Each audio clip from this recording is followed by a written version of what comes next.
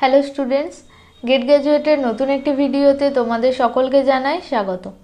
আমি সুমনা মণ্ডল। আজ আমি তোমাদের সঙ্গে আলোচনা করব Bardhaman university education first semester major পেপারের সঙ্গে যাদের এসএসসি পেপারটা আছে, এই এসএসসি পেপারের একটি টপিক নিয়ে। এসএসসি পেপারের ইউনিট 1-এ দেখবে তোমাদের আছে মাইক্রোসফট অফিস। এই মাইক্রোসফট অফিস নিয়ে একটু সংক্ষিপ্ত আলোচনা আজকে আমরা করব এই ভিডিওতে। এই মাইক্রোসফট অফিসটা কি?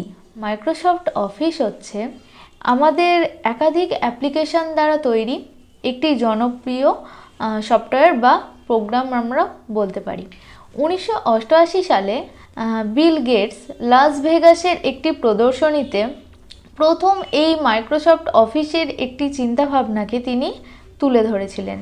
এই মাইক্রোসফট অফিসের চিন্তাভাবনাকে তুলে ধরার পর তার পরবর্তীতে তিনি তার বন্ধু পল মিনারের সহযোগিতায় মাইক্রোসফট অফিসকে আমাদের বাজারে নিয়ে আসেন। তো এই মাইক্রোসফট অফিসটা কি? মাইক্রোসফট অফিস হলেও মাইক্রোসফট কর্পোরেশন দ্বারা তৈরি একটি জনপ্রিয় সফটওয়্যার প্যাকেজ, যেখানে আমাদের অফিসিয়াল ও ব্যক্তিগত কাজে বিভিন্নভাবে ব্যবহৃত করা হয়ে থাকে। কিন্তু কেন ব্যবহার করা হয়ে থাকে? এই মাইক্রোসফট অফিসের মধ্যে কি আছে? প্রথমেই বলেছি যে মাইক্রোসফট অফিসের মধ্যে কি আছে, একাধিক প্রোগ্রাম বা সফটওয়্যার আছে। এবার এই একাধিক প্রোগ্রাম বা সফটওয়্যার থাকার জন্য একে আমি মাইক্রোসফট অফিসের একটি প্যাকেজ বলে কিন্তু উল্লেখ করলাম। এবার এই যে একাধিক প্রোগ্রাম আছে বা সফটওয়্যার আছে, সেগুলো কি কি? সেগুলো হচ্ছে Microsoft Word, Microsoft Excel, Microsoft PowerPoint, আরও ইত্যাদি ইত্যাদি। তোমাদের দেখবে এই ইউনিটের মধ্যে আছে সেটা হচ্ছে Microsoft Word, Microsoft PowerPoint এবং মাইক্রোসফট এক্সেল। এই তিনটে সফটওয়্যার সম্পর্কে বা এই তিনটে প্রোগ্রাম সম্পর্কে তোমাদের আরও বিস্তারিত আলোচনা আমি আনবো পরবর্তী আরও ভিডিওতে। আজকে আমি যেটা তোমাদের সাথে আলোচনা করছি সেটা হচ্ছে এই মাইক্রোসফট অফিস সম্পর্কে একটি সামগ্রিক ধারণা। তো এই যে মাইক্রোসফট অফিস আমাদের কিভাবে সহযোগিতা করছে, মাইক্রোসফট অফিস আমাদের শিক্ষাক্ষেত্রে বলো, আমাদের অফিসিয়াল বিভিন্ন ব্যক্তিগত কাজে বলো, বিভিন্ন জায়গায় বা ব্যবসায়িক কাজে আমাদের বিভিন্নভাবে সাহায্য করছে। তবে মাইক্রোসফট অফিসই কি সাহায্য করছে? না। মাইক্রোসফট অফিসকে আমি প্রথমেই বলেছি এটা একটি একাধিক সফটওয়্যারের সমন্বয়ে গঠিত একটি প্যাকেজ। তাহলে মাইক্রোসফট অফিস তার আন্ডারে কি কি আমাদের সাহায্য করছে?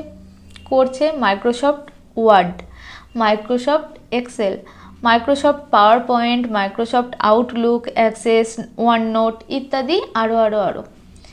তো এই যে সফটওয়্যারগুলো বা এই যে প্যাকেজগুলো, এগুলো কি? মাইক্রোসফট ওয়ার্ডটা কি? এমন একটি প্রসেসিং সফটওয়্যার যেখানে আমরা ডকুমেন্টস তৈরির কাজে ব্যবহার করতে পারি। শিক্ষাক্ষেত্রে আমরা বিভিন্ন নোটস তৈরির কাজে ব্যবহার করতে পারি। এছাড়াও কোনো ওয়ার্ড বা কোনো নোটসকে আমরা বিভিন্নভাবে সাজানোর কাজে ব্যবহার করতে পারি। সেটা থেকে পিডিএফ কীভাবে আমরা তৈরি করব ইত্যাদি কাজে আমরা মাইক্রোসফট ওয়ার্ডকে ব্যবহার করতে পারি। ঠিক তেমনই আমি যদি তোমাদের বলি যে মাইক্রোসফট পাওয়ার পয়েন্টটা কি, মাইক্রোসফট পাওয়ার পয়েন্টকে আমরা ব্যবহার করে থাকি আমাদের বিভিন্ন প্রেজেন্টেশনের কাজে, যেমন কোনো টেক্সট, ইমেজ, ভিডিও, অডিও, যাবতীয় কিছু আমাদের কোনো ব্যবসায়িক কাজে বা আমাদের পড়াশুনোর কাজে, আমাদের কোনো এক্সিবিশন, যাবতীয় যেখানেই আমাদের যখনই কোনো প্রেজেন্টেশনের ক্ষেত্রে ব্যবহার করা হয়, আমরা মাইক্রোসফট পাওয়ার পয়েন্টকে ব্যবহার করে থাকি।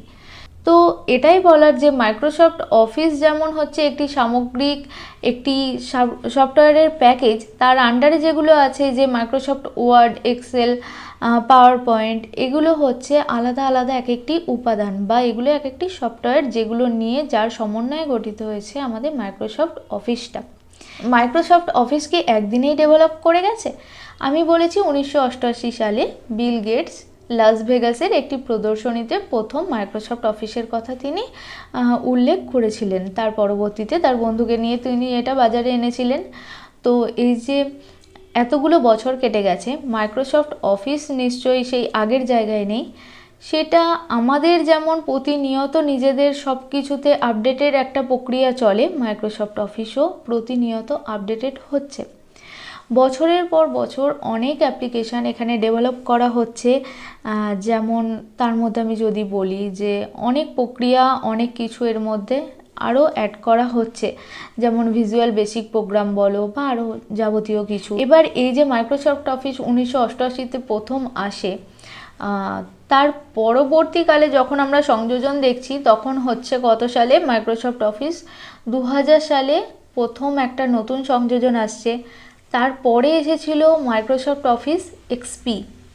তারপরে যেটা আসে সেটা হচ্ছে 2002 সালে হয়, এবং তার পরবর্তীকালে মাইক্রোসফট অফিস 2007, 10, 13 এবং লাস্ট 2019-এ মাইক্রোসফট অফিসের লাস্ট আপডেট আমাদের কাছে আসে, এবং সেটা নিয়েই বর্তমানেও আমরা কাজ করে যাচ্ছি।